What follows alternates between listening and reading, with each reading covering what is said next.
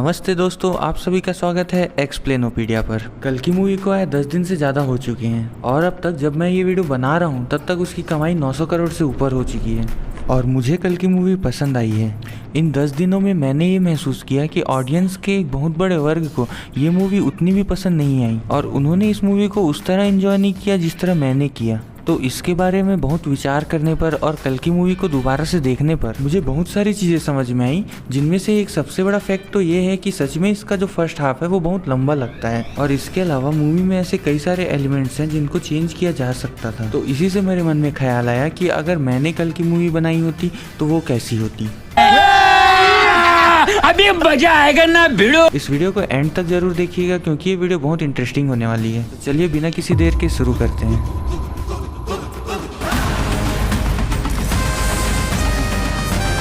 Movie के शुरुआती 7 minute जिनमें हमें महाभारत का युद्ध अश्वत्थामा के पॉइंट ऑफ व्यू से दिखाया जाता है और अमिताभ बच्चन जी की आवाज में वो गाना जिसमें हमें बताया जाता है कि किस तरह मानव ने ही मानवता को समाप्त कर दिया। ये सारे सीन्स मूवी के जेम्स हैं और जिन्हें बिल्कुल भी नहीं छेड़ा जाना चाहिए, इसलिए मैं भी इन्हें बिल्कुल भी नहीं छेड़ूंगा। इस सीन के खत्म होने के बाद ही हमें तुरंत दिखाया जाता है 2898 AD, जहाँ पर गंगा माँ सूख चुकी है। मूवी के स्टार्टिंग में हमें दिखाया जाता है कि किस तरह एक बच्चा पानी के लिए तरस रहा होता है। इसके आगे के सीन में हमें दिखाया जाता है कि किस तरह एक बुजुर्ग अपना पानी उस बच्चे को दे देता है। अब एज अ ऑडियंस हमें इस बात की गंभीरता महसूस ही नहीं होती कि भविष्य में पानी की कीमत एक इंसान की जान से ज्यादा है। बजाय इसके अगर हमें इस सीन में ऐसा दिखाया जाता कि जब उस छोटे बच्चे को पानी की जरूरत थी तब वहाँ बैठे लोगों के पास अपने अपने लिए पानी होने के बावजूद वो लोग उसे अपना पानी नहीं देते और अपने पानी की बोतलों को छुपाने लगते, तब वह वृद्ध निकल कर आते और वो अपना पानी उस बच्चे को देते। मुझे ऐसा लगता है कि सीन में इस छोटे से बदलाव के कारण ही हमें यह ज्ञात हो जाता कि मानवता किस तरह नीचे जा चुकी है। इस सीन के साथ साथ में अगर मैंने कल की बनाई होती तो मैं इसमें एक चीज और इंक्लूड करता, क्योंकि द्वापर युग के अंत में श्री कृष्ण ने अश्वत्थामा जी को ये बताया था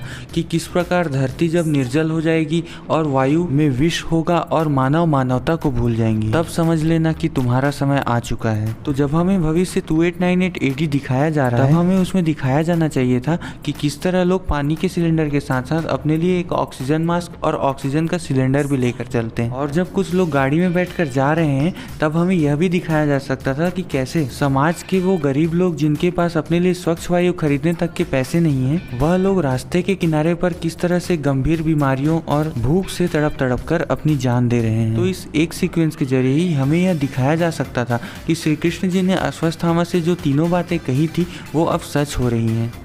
जब वायु में विष होगा और गंगा निर्जल, जब तुम्हारे शिखर की ये मणि तुम्हें स्वयं खोज लेगी, तब समझ लेना कि समय आ चुका है।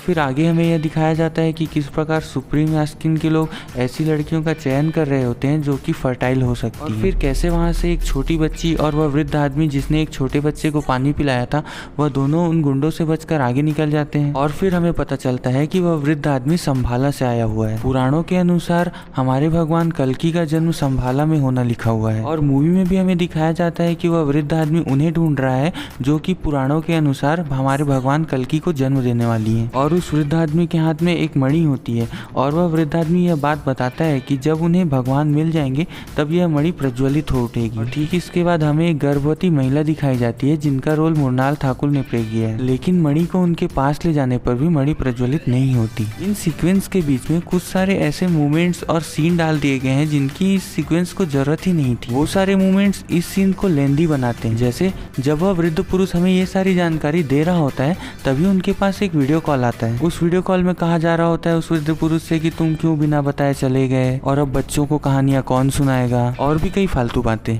इन सारे सीन्स के कारण ये पूरा सीक्वेंस 2 से 5 मिनट लंबा भी हो जाता है और ऑडियंस को लेंदी भी लगने लगता है। इसके बाद मूवी में दिखाया जाता है कि अचानक से वहाँ सुप्रीम यास्किन के लोग आ जाते हैं और उस जगह पर भगदड़ मच जाती है, जिसके कारण उस बुजुर्ग आदमी के हाथ से वो मणि छूट जाती है जो कि उस छोटी बच्ची को मिल जाती है। वो उस बुजुर्ग आदमी और गर्भवती महिला को लेकर सुप्रीम यास्किन के कमांडर के पास चले जाते हैं। फिर उनके बीच ढेर सारी आलतू फालतू की बातें होती है और फिर उन बातों के बाद वो उस बुजुर्ग आदमी और उस महिला को मार देता है।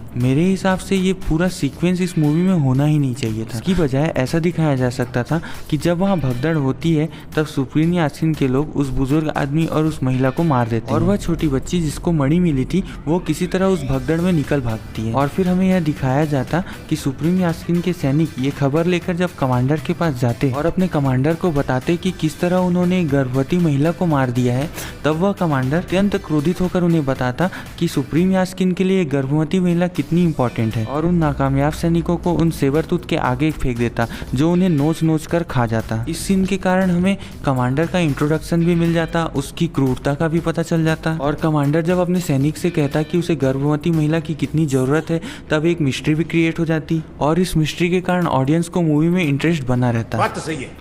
इसके बाद हमें मूवी में दिखाया जाता है कि किस प्रकार वो छोटी बच्ची और उसके साथ में एक लड़का भी भगदड़ से भाग जाता है और दोनों के रास्ते अलग हो जाते हैं और लड़का भागते हुए जाता है भैरवा के पास। फिर हमें भैरवा की एक बहुत लंबी 9 से 10 मिनट की एंट्री दिखाई जाती है जिसमें एक गाना इंक्लूडेड है। अब मेरी इस बात से कोई भी डिसएग्री नहीं करेगा कि इस 10 मिनट के लंबे चौड़े सीक्वेंस को आप आराम से काट कर 2 मिनट का कर सकते थे। मेरे हिसाब से ये सीन ऐसा होना था कि जब वो लड़का भागते भागते बुज्जी कार से टकराता है तब बुज्जी कार भैरवा को बताती है कि कैसे उस लड़के पर 5000 पॉइंट्स की बाउंटी है और फिर भैरवा अपने मस्करेपन के साथ उन 4-5 सैनिकों को जो कि उस लड़के को दौड़ा रहे थे उन्हें रोकता, जिससे उस लड़के को ऐसा लगता कि भैरवा एक अच्छा इंसान है।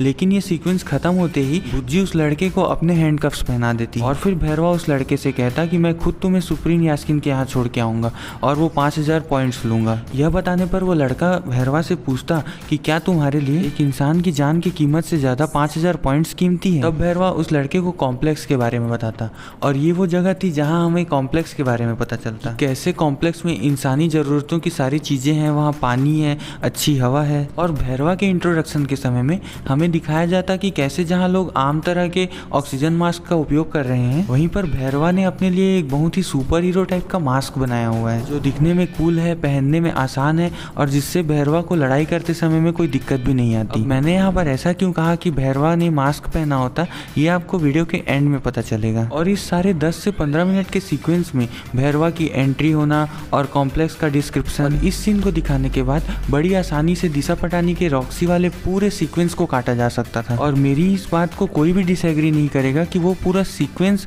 हर ऑडियंस को लेंदी लगा, लंबा लगा। और फिर ये मूवी वहां से सीधे ट्रांसफर हो जाती दीपिका पादुकोण के कैरेक्टर पर। फिर हमें पूरा सीक्वेंस वैसे ही दिखाया जाता जैसी मूवी में है, जहाँ हमें दीपिका पादुकोण के डेली रूटीन और गर्भवती महिलाओं पर हो रहे एक्सपेरिमेंट के बारे में हमें डिटेल में पता चलता है। और इसी के साथ साथ में राया नाम की लड़की का अश्वत्थामा से मिलने वाला वो पूरा सीक्वेंस भी चल रहा होता और दीपिका पादुकोण के एस्केप का सीन और वो पूरा इंटरवल का सीन एज इट इज रहता कि उन सीन्स को बिल्कुल भी छेड़ने की जरूरत नहीं थी। और दीपिका पादुकोण के आग में से निकल कर आने वाला सीन प्योरली गूज़बम्प्स था और प्रभास के उस चक्र को थामने वाले सीन को भी एज इट इज रहना चाहिए था, जहां हमारे मस्करे प्रभास को दारू के नशे में भी यह बात का एहसास हो जाता कि कुछ तो अलग हो रहा है।